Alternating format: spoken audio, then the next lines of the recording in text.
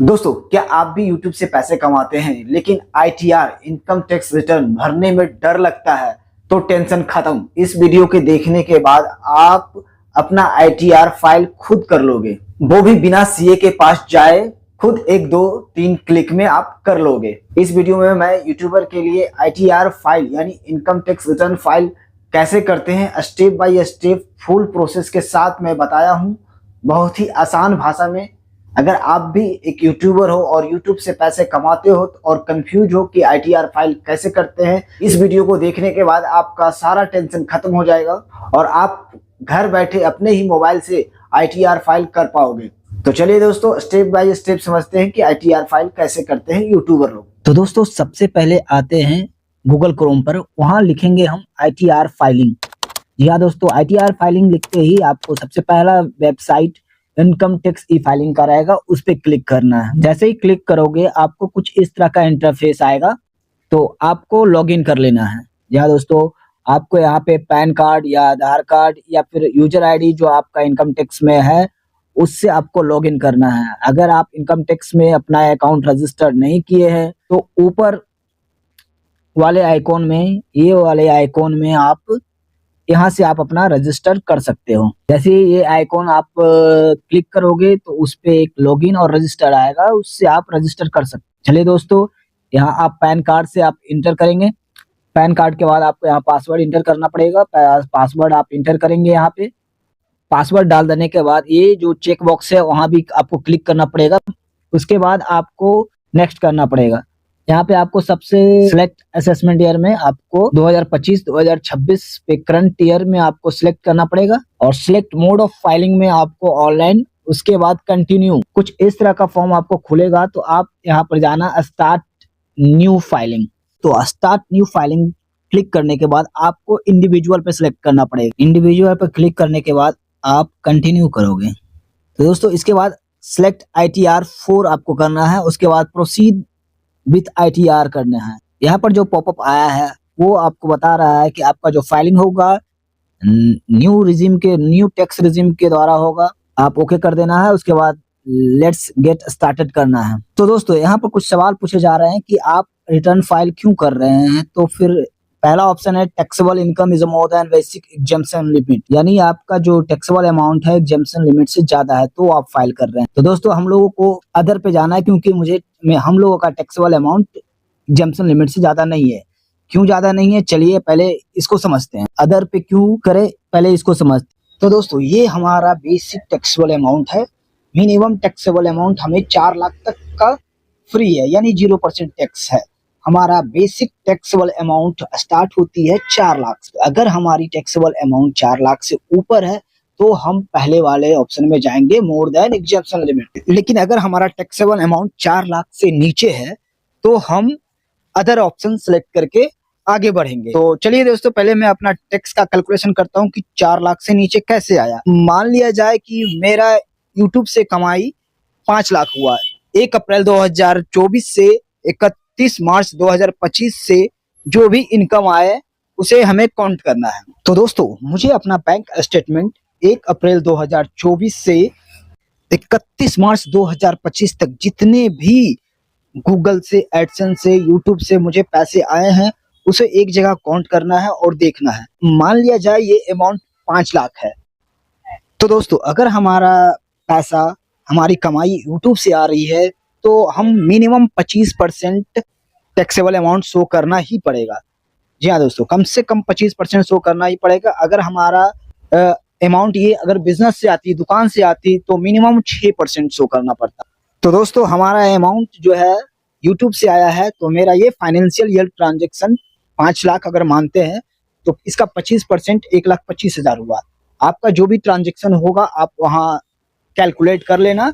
1 अप्रैल 2024 से 31 मार्च 2025 तक जो भी अमाउंट सारा कैलकुलेट कर लेना, उसका फिर 25% निकाल लेना। जो भी अमाउंट आएगा 4 लाख से अगर ऊपर है तो वो टैक्सेबल अमाउंट में आएगा। लेकिन हमारे केस में ये 1,25,000 आ रहा है, यानी 4 लाख से ऊपर नहीं जा रहा है, तो टैक्सेबल अमाउंट के अंदर ही है।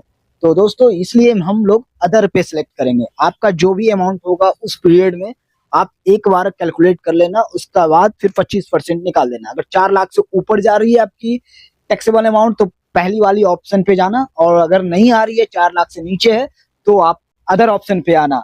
लेकिन फिर भी दोस्तों अगर आपको कुछ समझ में नहीं आए तो आप मुझे कमेंट करना, मैं आपको बताऊंगा कि आपको क्या करना है। तो चलिए आगे बढ़ते हैं। तो अदर पे क्लिक करने के बाद रिटर्न समरी में सबसे इस तरह का इंटरफेस आएगा। पहला रहेगा पर्सनल इन्फॉर्मेशन।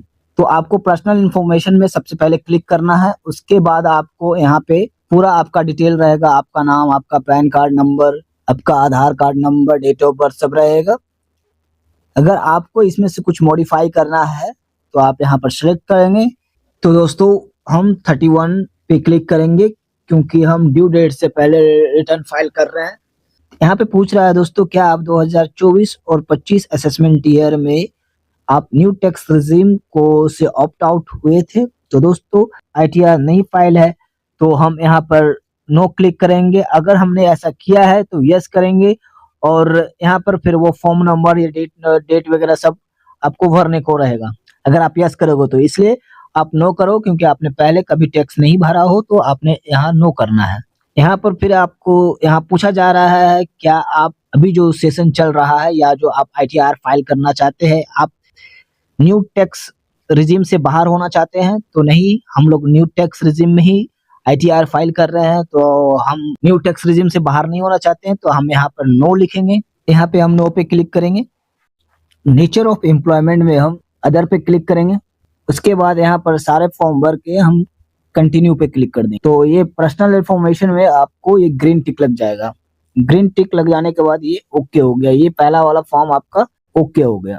हमें आना है दूसरी लाइन ग्रोस टोटल इनकम। अब ग्रोस टोटल इनकम में हमको पूरा इनकम यहाँ पर शो करना है। ग्रोस टोटल इनकम पे आना है। यहाँ पर B1 में मुझे इनकम फ्रॉम बिजनेस या प्रोफेशन शो करना है, तो सबसे पहले एडिट वाले ऑप्शन में आएंगे। यहाँ पे एडिट का ऑप्शन है, हम यहाँ पे एडिट के ऑप्शन आएंगे। तो हमारा जो इनकम बन रहा है 44 AD, जिसमें हम अपना पूरा इनकम डिटेल भरेंगे 44 AD। तो इस पे 100 डिटेल में जाएंगे। पूरा इनकम अपना इसमें एंट्री मारने के लिए मुझे 100 डिटेल में जाना है।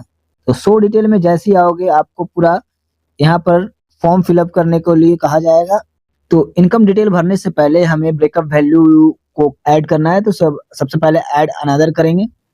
ऐड अनदर में बिजनेस का क्या नाम है, यहाँ पर बिजनेस नाम डालना है। यहाँ पर डिस्क्रिप्शन में यूट्यूब चैनल आप लिख सकते हो।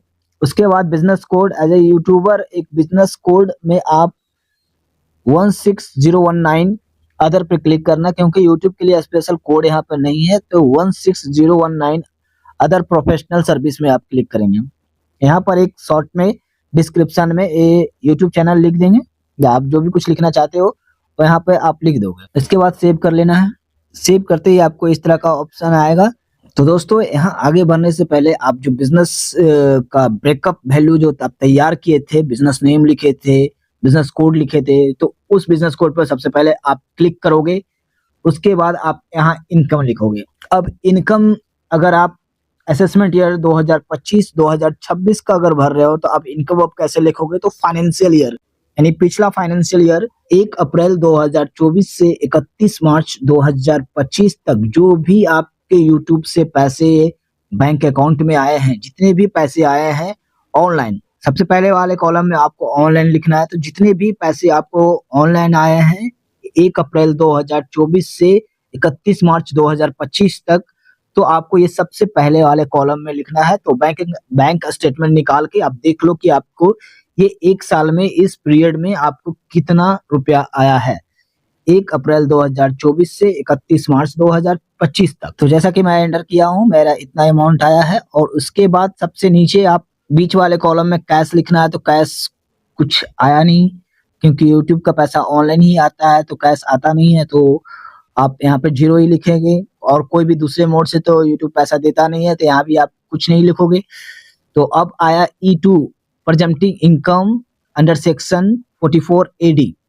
तो यहाँ पर कम से कम 6% इनकम दिखानी होती है। आपकी जितनी भी टोटल इनकम हुई है 1 अप्रैल 2024 से 31 मार्च 2025 तक, जितने भी आपके टोटल ग्रोस वैल्यू थे इनकम के, जितने भी पैसे आए हैं, उसका मिनिमम आपको 6% दिखाना होता है। लेकिन एज ए यूट्यूबर आप इसको, अगर आपके पास बिजनेस है, स्टॉक लाते हो, स्टॉक सेल करते हो, तो आप 6% दिखा सकते हो। लेकिन आप एक यूट्यूबर हो तो कम से कम 25% यहाँ आपको दिखाना होगा। तो एक यूट्यूबर मिनिमम 25% यहाँ पर दिखाएंगे।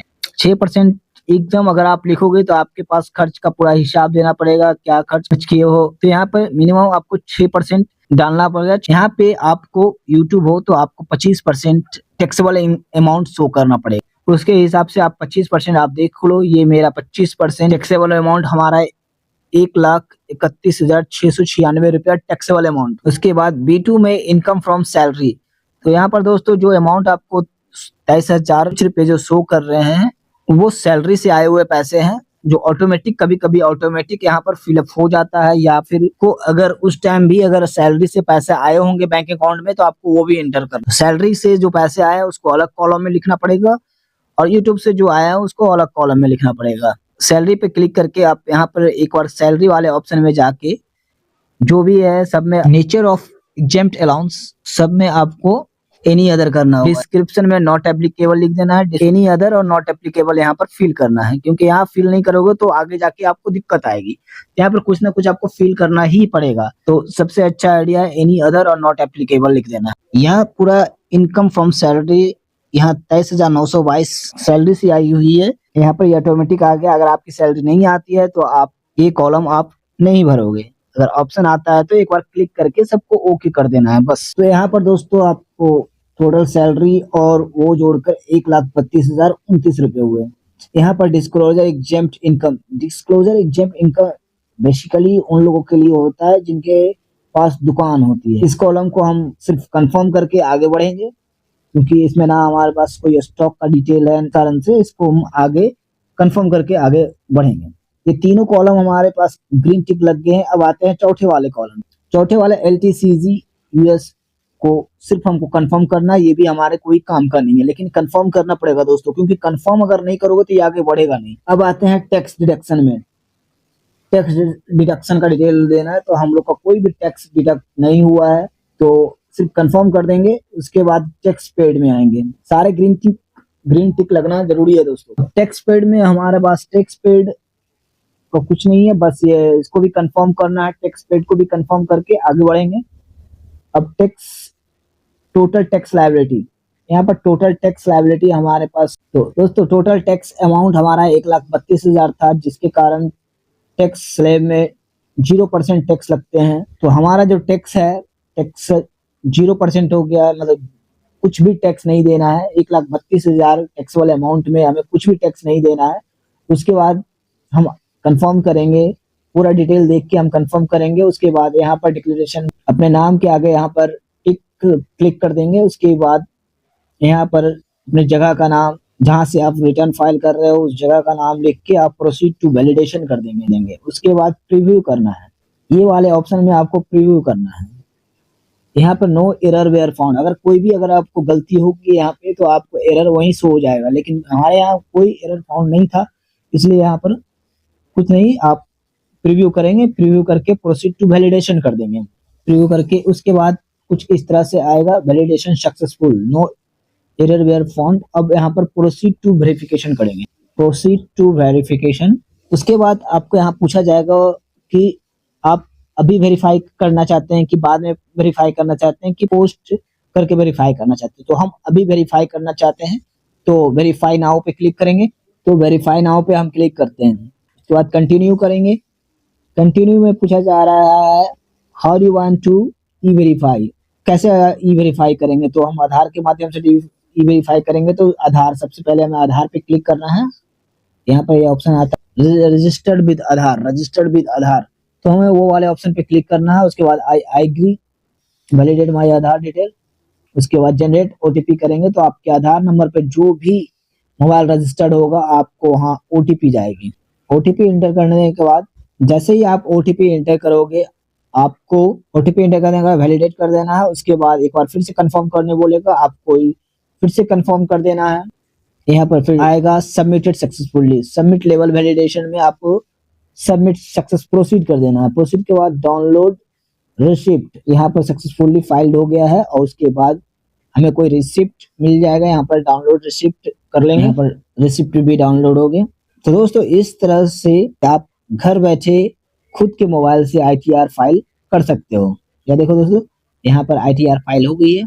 तो दोस्तों इस तरह से आप ITR फाइल कर सकते हो। तो देखा दोस्तों कितना आसान था यूट्यूबर के लिए ITR फाइल करना। अगर आपको ये वीडियो अच्छी लगी हो तो लाइक कर देना, चैनल को सब्सक्राइब कर देना। मिलते हैं अगले इसी तरह के एक नई जानकारी के साथ, तब तक के लिए जय हिंद।